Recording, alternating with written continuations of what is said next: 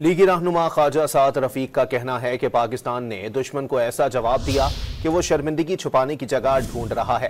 लाहौर में तकरीब से खिताब करते हुए उनका कहना था कि ये सिर्फ भारत की नहीं बल्कि उसके सहूलतकारों की भी शिकस्त है जो हमारे दोस्त नहीं हैं। वो बीच में आ गए कि लड़ना नहीं, अगर भारत बर्बाद होता है तो बहुत सी सुपर पावर्स को नुकसान होता है। मुंह तोड़ जवाब दिया कि हमारा जो दुश्मन है वो अपने जख्म सहला रहा है और उसको समझ नहीं आ रही कि जिल्लत और शर्मिंदगी के किस घड़े में छलांग लगा दे। हिंदुस्तान को अकेले को शिकस्त नहीं हुई, हिंदुस्तान को और उसके सहूलतकारों को शिकस्त हुई है। इजराइल और हिंदुस्तान तो इत्तेहादी हैं, लेकिन उनके वो सहूलतकार भी हैं जिन्हें पाकिस्तान का एटम बॉम्ब कभी कभी इस्लामिक बॉम्ब नजर आने लगता है। वो आपके दोस्त नहीं है।